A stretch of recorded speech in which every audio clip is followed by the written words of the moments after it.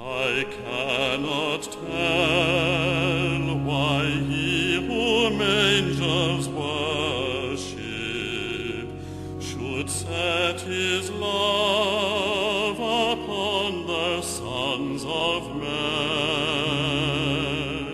For why as shepherd he should seek the wanderers to bring them back, they know not how or when. But this I know, that he was born of Mary, when Bethlehem's manger was his only home, and that he lived at Nazareth and labored, and so the Saviour of the world is come.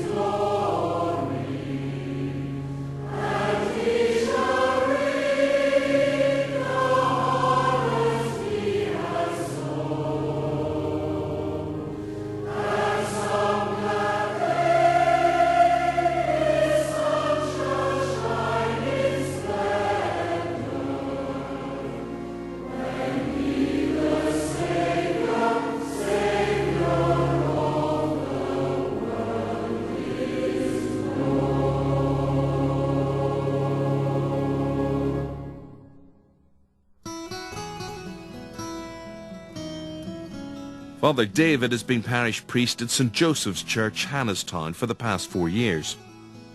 Good morning, everybody. Yes. Hello. What are you doing here? What is it? Oh, it's a sunrise. Sunrise. Oh, that's very good. Any stars for the wall? No? Any stars? Are there enough stars around here with Father David? Do any of you ask for autographs or pictures or anything? Well, no, not really. But we know he's a star. Perfectly honest, I don't feel like a star. I'm not a celebrity, in my own parish to parishioners, although I think they are quite excited to have someone who's been in the media spotlight as their parish priest. I have a wee grandson and his friend in school wanted to come to see the singing priest, but every time he comes, Father's away. So he was completely disappointed. There's good news and bad news. We've got a singing priest, but he's on tour. The success of the priests has led to the forming of a charitable trust through which the proceeds from their albums will go to help those in need. The charities that we've chosen to support are smaller charities that perhaps don't get the limelight. We would like to support particularly education of young people in countries where they perhaps don't have the opportunity to have an education. Father David has in fact just returned from Thailand, where he was visiting Kate's Project, which is run by two of his parishioners, Roisin and Andrew McCarroll. The trust, named after Roisin's mother, has been helping hundreds of children from the slums of Pattaya for the past few years. It was a real eye-opener because it gave me an experience one that I'd never had before, of going into slum areas and working with families that are completely and utterly destitute. And I could see the benefit of education and the opportunity for having education that these children have. And it's Kate's Project that is bringing that opportunity to them. Does it take much to make a difference? It doesn't take a lot to make a difference, to be honest. I think sometimes people can be overwhelmed by the scale of the difficulties that face people in various developing countries, to the point that we become paralysed. We feel that there's nothing I could do to make a significant difference. And yet our money, the resources that we have, can go such a long way in places like Thailand. So a little goes a long way.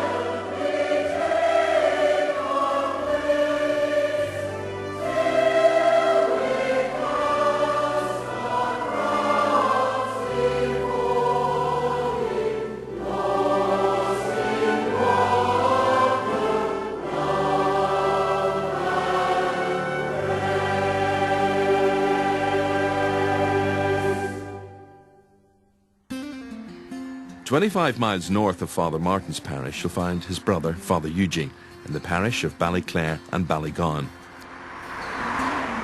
Well, the day job is very varied because I have responsibility here in my parish, which is 2 small churches. The bishop thought it would be good for me to be involved pastorally as well as in my other work that I've been doing for the last nearly 20 years as a trained canon lawyer. It's something I always wanted to do, actually. I was always interested in law. Never thought I would get the opportunity of then studying law, albeit specifically church law, and it's a fascinating discipline. As a canon lawyer, Father Eugene sits as judicial vicar on Northern Ireland's marriage tribunal. We meet people oftentimes in very vulnerable situations because they're coming to the church and they're seeking an annulment, seeking some clarification on the status of their marriage in the church and a clear indication whether it's valid or not. Lord, you are holy indeed, the fountain of all holiness. Let your... Why did you want to be a priest? Gosh, a good question. As a child, I was fascinated by what I saw happening in the church when we would go to Mass on Sunday. We weren't more religious than any other family. But I think it was just the environment I grew up in and the experience I had, the very wonderful experience I had of church that made me think at an early age about being a priest. It has been a gradual, ongoing sense that I'm in the right place, doing the right kind of work, and I feel very fulfilled and very happy as a priest. Father Eugene's love of music's also something which was nurtured from childhood. He and Father Martin were inspired by their mother, who sadly passed away just a few years ago.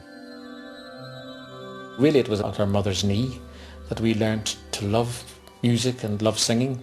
She was a great performer and pianist in her own right.